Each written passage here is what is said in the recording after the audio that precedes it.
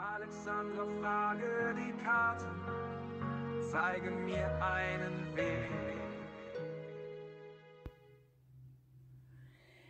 Hallo zusammen, ihr Lieben, willkommen zum Wochenorakel für die neue Woche, fürs Kollektiv. Wir schauen, was uns die Woche so an Themen bringt.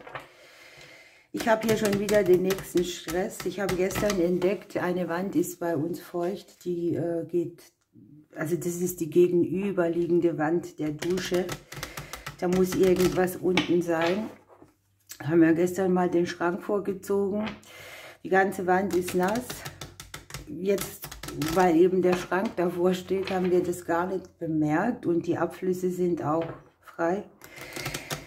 Ja, Anruf beim Vermieter, wer ist schuld? Natürlich wir, ne? Also so langsam könnte ich gerade meine Koffer packen und abhauen. Jetzt warten wir auf den Handwerker. Es ist wirklich doof, ne? So. Was haben wir hier für die neue Woche? Ach ja, die Begutachtung hat inzwischen stattgefunden. Auf das Ergebnis warte ich noch. Das wurde mir gesagt, das kann jetzt wieder 3-4 Wochen dauern. Aber immerhin haben wir es mal um. Also, eine Woche, in der es viel darum geht, neue Dinge in die Veränderung zu bringen. Das kann jetzt hier ein Neubeginn an sich sein oder aber auch Themen, die mit Kindern zu tun haben. Und ich habe die Veränderung Minimum auf 2 Bereichen und sehr zeitnah auch in dieser Woche.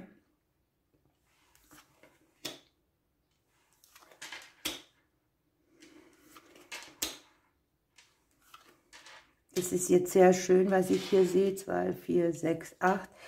Denn im Haus der Schlange liegt hier der Klee drin und die korrespondieren wieder mit den Veränderungen, die im Haus des Klees liegen. Also es dürfte hier wirklich gut sein, dass man mehrere Wege hat aus einer verstrickten Situation raus oder auch eine Person, die dir irgendwie gute Veränderungsqualitäten mitbringt, die wichtig werden könnte. Wir haben hier Anfang, Ende, Neubeginn wieder in einer starken Formation.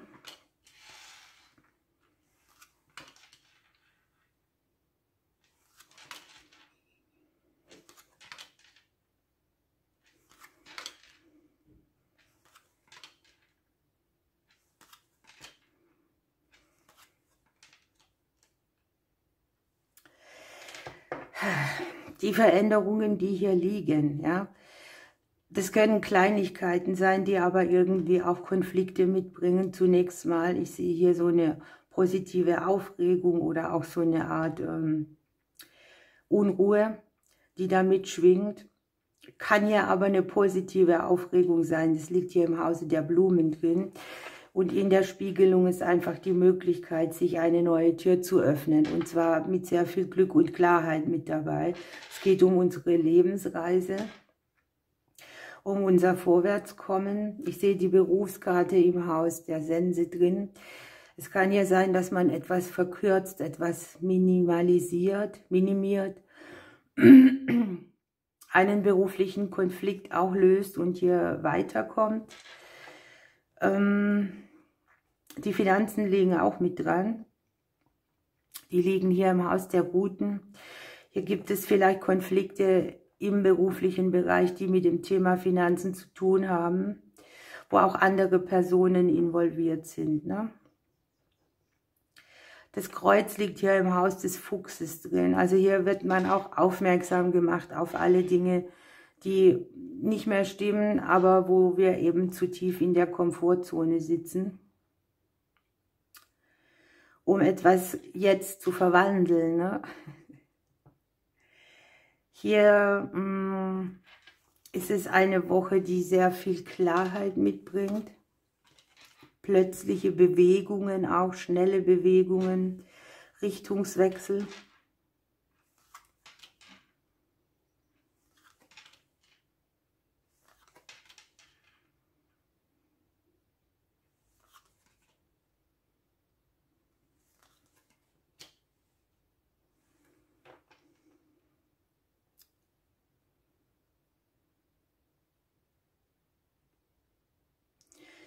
Möglicherweise habt ihr hier auch im Kollegenumfeld einen Wechsel mit drin, ne? Chefetage, Kollegen, alles Mögliche ist hier im Umbruch im beruflichen Bereich. Denkt daran, das ist eine kollektive Legung. Ich sehe eine gute Qualität hier für die Selbstständigen. Hier kann man Konflikte mit Hindernissen im finanziellen Bereich mehr stabilisieren. Möglicherweise habt ihr hier irgendwelche Geschäftspartner oder Leute, die als Berater tätig sind, die hier mit den Finanzen zu tun haben, die tatsächlich auch auf dem Platz der Entscheidungen mit drauf liegen.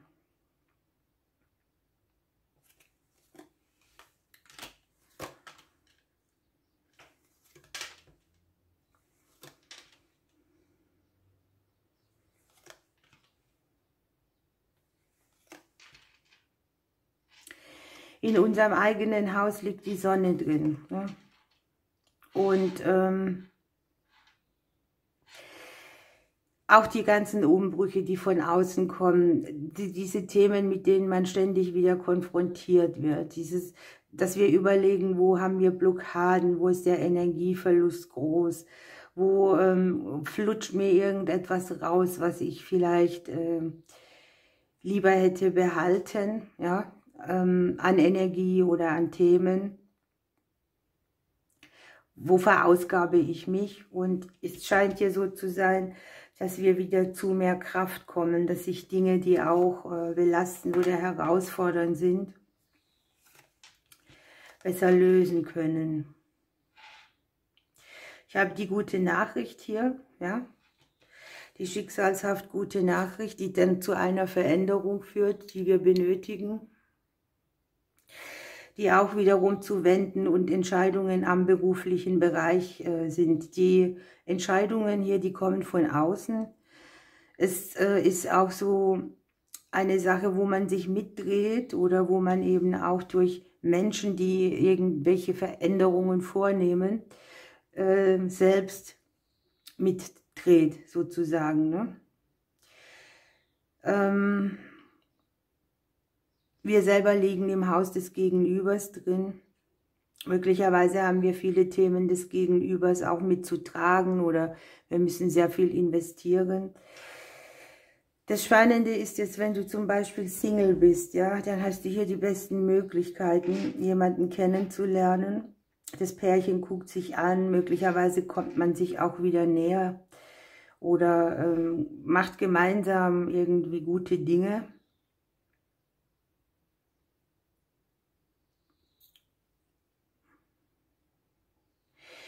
Ich habe hier zweimal, dass jemanden,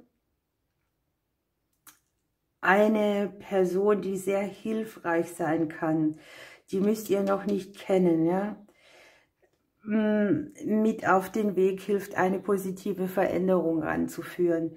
Das kann jetzt in Form von Unterstützung sein, von Input, von genesender Energie, die Personen zu haben. Und es kann auch sein, dass man hier überrascht wird von irgendjemand, von irgendetwas. Also hier liegt das große Glück in unserem Haus drin, mit einer Person, die es auslöst irgendwie, ja. Das betrifft jetzt erstmal uns, aber es kann natürlich auch beide betreffen, also Paare, Familien. Ich habe verbindliche Zusagen irgendwie, gute Wege, die man hier macht, auch wenn es mal so ein bisschen unsicher sich anfühlt im Beruf oder so. Hier liegt schon gute Qualität drin. Auf einen langfristig guten Weg, auf eine langfristig gute Möglichkeit, auch da, wo es jetzt noch bremst oder blockiert. Die Möglichkeit von zu Hause aus zu arbeiten ist hier auch in der Entscheidungslinie mit drin. Also sich da geht an die Selbstständigen irgendwo einem Thema zu stellen, wie das Ganze so genutzt werden kann, dass es nicht mit Energieverlust zu tun hat. Hier geht es tatsächlich um einen Energiewechsel. Den sieht man hier vor allem bei uns selbst. Also bei jedem, der das Video guckt, egal ob männlich oder weiblich. Ich sehe aber auch eine Woche, wo sehr viel getan wird, wo investiert wird. wo in den Familien wieder viel los ist.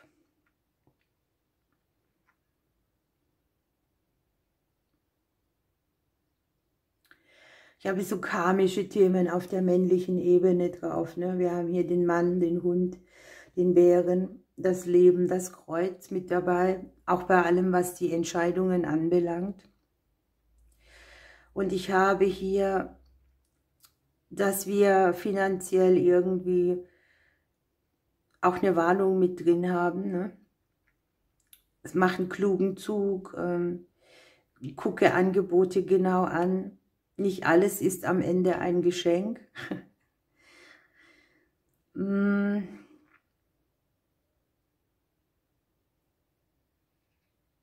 Das Umfeld ist auch sehr herausfordernd irgendwie. Ich habe viele Themen aus dem Umfeld rauskommend.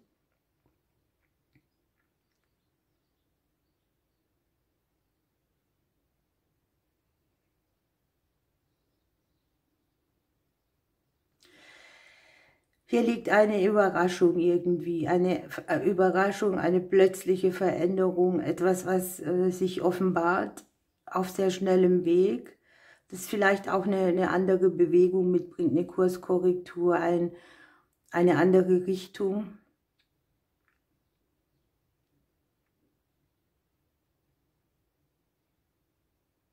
Ein Mangel, der auch plötzlich irgendwie weggeht. Ein Erfolg, der sich plötzlich zeigt, ein Wissen, das man plötzlich zur Verfügung hat, eine Idee, ein Aha-Moment, sowas alles kann das sein.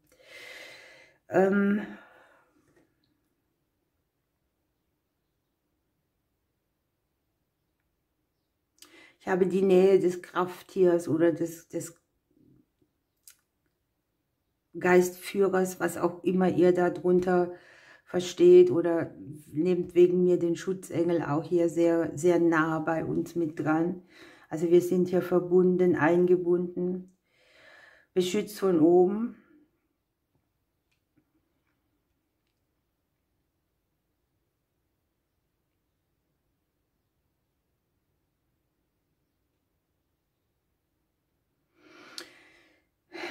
Ich gucke gerade nochmal die Sonne in unserem Haus, die Dame hier im Haus der Sonne.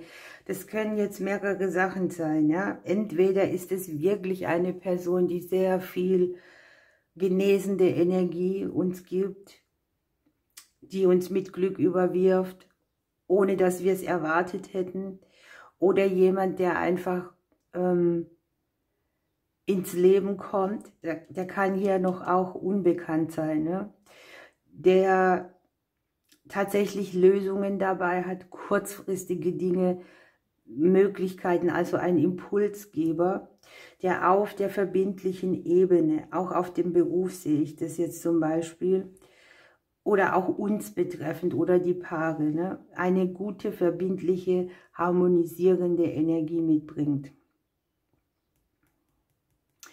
Möglicherweise sind einige beruflich unterwegs, viel unterwegs oder machen sogar so eine Art Reise, ja, aufgrund des Berufes, wo vielleicht auch Kollegen mit dabei sind. Oder es kann natürlich auch sein, dass du dir eine Auszeit nimmst vom Beruf und auf eine Reise gehst. Alles ist möglich, ja. Es wird auf jeden Fall spannend. Es sind sehr viele Bereiche, die hier plötzlich angeschubst werden. Hier wird auch eine Energie irgendwie minimiert, die so Herzschmerz mitbringt oder Dinge, die, ja, wie soll ich sagen, die irgendwo bohren im Unterbewusstsein. Man kommt in der Liebe wieder näher zueinander. Man hat so dieses Ding, dass die auseinandergedriftet sind oder wo jeder so seins macht, dass die hier auf eine Idee kommen oder zusammenhalten.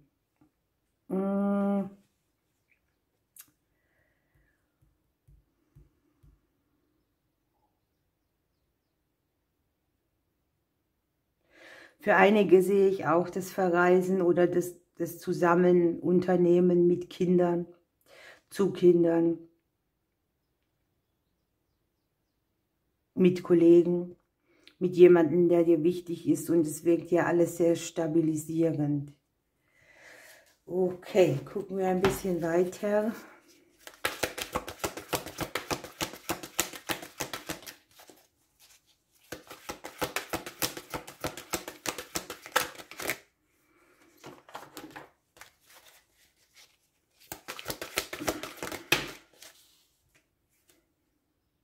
Der Skarabäus mal wieder. Das ist der Käfer, der aus Mist Gold macht. Ein heiliges Glückswesen. Hier kommt eine fruchtbare Phase. Das Leben zeigt sich in dem frischen Glanz. In unserem Haus liegt die Sonne drin. Das ist sehr interessant, denn die Karte des Skarabäus sagt eigentlich, die Quelle selbst hat sich unserer angenommen, und hier haben wir die Nähe zum Geistführer, zum Krafttier, zu der Verbindung, die unser Licht und unser Leben in frischem Glanz erstrahlen lässt. Ne? So. Hier ist es einfach so, wenn der Skarabäus kommt, dann zeigt sich das Leben so, dass man sich aus einer misslichen Lage befreien kann. Er kündigt fruchtbare Phasen an, man hat das Gefühl, man ist versorgt. Und man kann das nutzen, was einem direkt vor der Nase liegt. Ne? Das ist fruchtbarer, als man ahnt. Also man denkt hier vielleicht gar nicht dran, dies oder jenes könnte benutzbar sein, und plötzlich erkennt man den Wert von dessen und verwandelt praktisch Mist in Gold. Ne?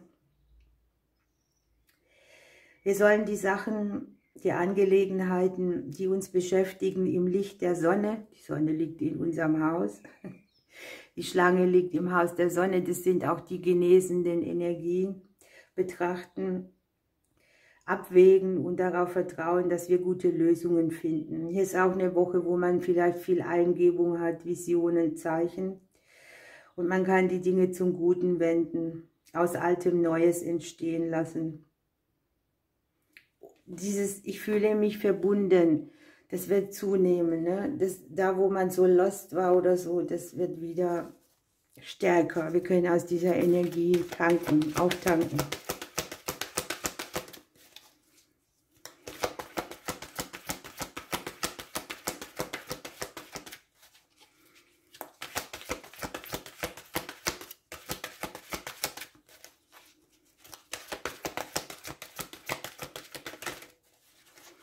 Hier sind jetzt 2 rausgefallen. Ich bin gespannt.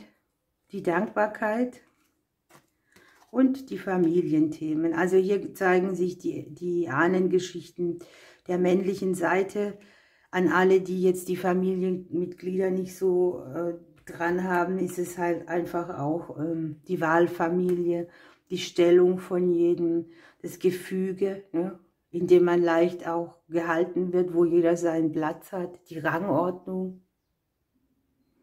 Leute, die hinter einem stehen, die einem den Rücken stärken und so, sind hier, so wie auch die Ahnen, dicht bei uns. Hier ist Vertrauen, man kann seine Wahrheit aussprechen. Ein hohes Maß an Sozialkompetenz und Loyalität auch. Jeder findet und hat seinen Platz. Die Kommunikation ist sehr gut. Und es geht dafür, füreinander einzustehen und sich vom Seelenstamm unterstützen zu lassen, von einer Gemeinschaft. Ne? Ich glaube, dass das an sich in unserer Welt immer wichtiger wird. Wir müssen zusammenhalten, wir müssen zusammenstehen, wir müssen uns aushelfen. Anders funktioniert es hier nicht mehr. Und natürlich haben wir mit der Blauglöckchenfee, mit dem Thema Dankbarkeit auch so Themen, wo wir uns wieder fokussieren dürfen. Was alles ist schon gut gegangen, von dem man dachte, das wird nie wieder was. Welche Erfolge hat man schon gehabt? Und im Prinzip ist die Dankbarkeit auch das Geheimnis eines erfüllten Lebens. Das friedliche Miteinander, Wunder, die es vom Universum gibt, für das man immer wieder dann sagt, oh, bin ich froh, bin ich dankbar, dass sich das so gedreht hat. Und ich habe das auch schon ausprobiert. Ihr kennt das alle, wenn etwas gut ausgeht, dann macht man oftmals die Hände zusammen und sagt, oh, danke, danke. Und wenn man das häufig macht, kommen viel, viel mehr Sachen ins Leben, die einem Freude bringen. Ne? Das ist so, da gibt es kein Drumrum. Das ist Fakt. Das habe ich schon zu oft erlebt. So, ihr Lieben, für alle, die noch dranbleiben wollen, gibt es ein kleines Auswahlorakel, ein Impuls für die neue Woche. Alle anderen, tschüss, wir hören uns am Sonntag wieder. Bis bald. So, hier bin ich wieder. Holen wir uns noch eine kleine Inspiration für die neue Woche ab. Ja, alles sehr herausfordernd zurzeit, ne? Für viele von uns so Lebensthemen, wo das Leben auch eine andere Richtung kriegt plötzlich und wir das so gar nicht gewohnt sind.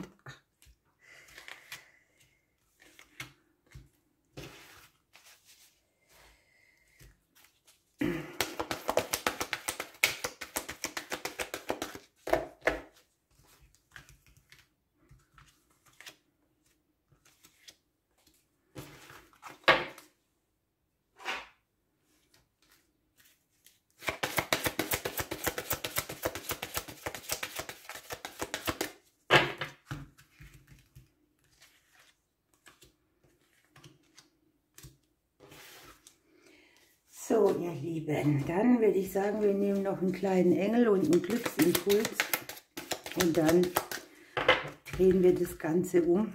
Ihr könnt wie immer beide Stapel nehmen oder einen auswählen. Ihr macht es ja alle unterschiedlich. Oder eben mit Personen besetzen oder Themen. So, dann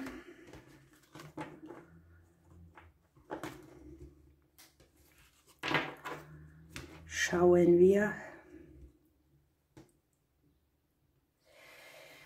Ich würde rechts nehmen.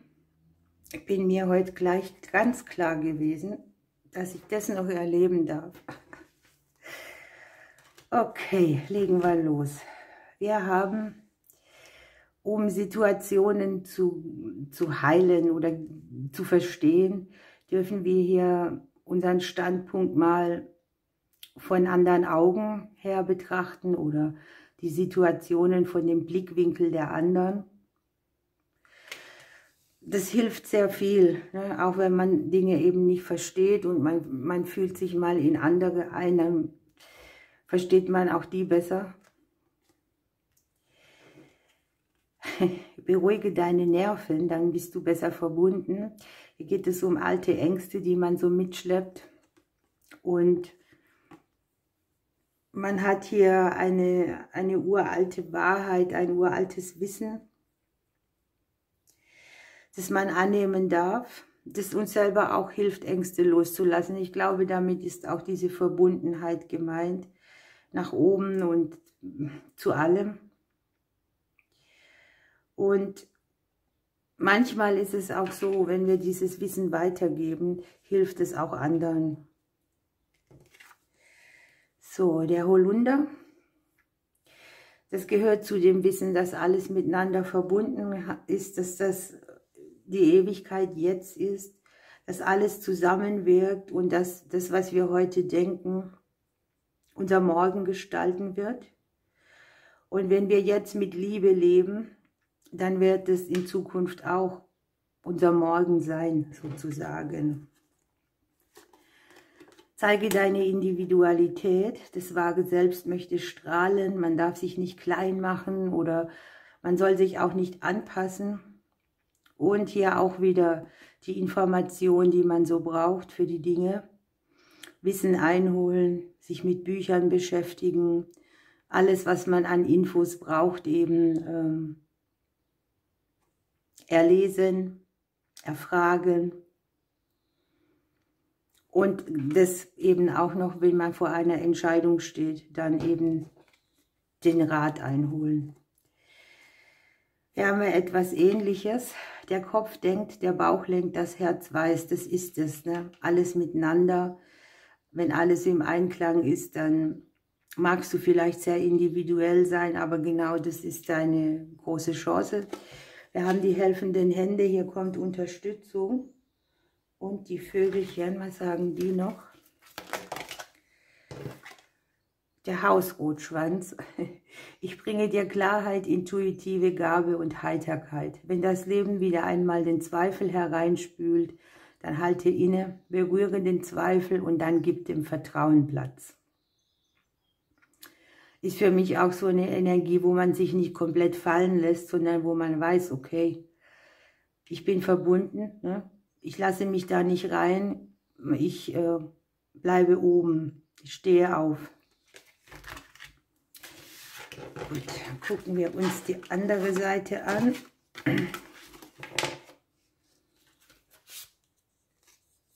Ihr habt hier sehr viele hellsichtige Momente in der nächsten Woche. Es ist mir auch klar, denn im Haus von uns liegt die Sonne drin. Das ist Hellsichtigkeit pur. Hier entfalten sich noch mehr Gaben. Hier hat man so Vermutungen. Hier haben wir ein ähnliches Thema mit dem Hibiskus, die Einheit. Das Verbundensein mit oben, mit der Family, mit den Freunden, kann hier genesende Energie mitbringen. Sehr viel sogar. Denn um das, was du gebeten hast, was genesen soll, steht kurz bevor. Die Schlüsselblume gibt dir Öffnung auch in deine Kinderträume, deine Kindheitsträume. Die machen auch Seelenräume auf. Die Schlüsselblumen, wo man wieder Zugang kriegt zu etwas. Ihr erblüht. Es ist jetzt zwar nicht mehr Frühling oder ist noch Frühling, ich glaube. Sommeranfang ist später, das ist also das Jetzt, ne? Wo alles blüht und auffrischt. Und hier kann möglicherweise etwas im häuslichen Bereich für dich ein Schritt in die richtige Richtung sein.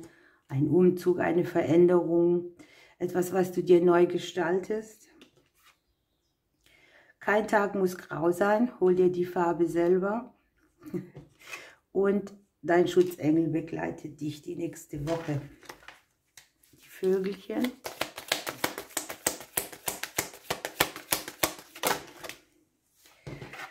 Die Schnepfe. Veränderungen kündigen sich an, die je nach persönlicher Lebenssituation und aktuellen Ereignissen unterschiedlich sein können. Es können jetzt einschneidende Änderungen im Arbeitsleben auch anstehen. Das hätten wir im großen Blatt auch gehabt, ne? Ihr Lieben, ich wünsche euch eine schöne Woche. Wir hören uns am Sonntag wieder. Ich drücke euch.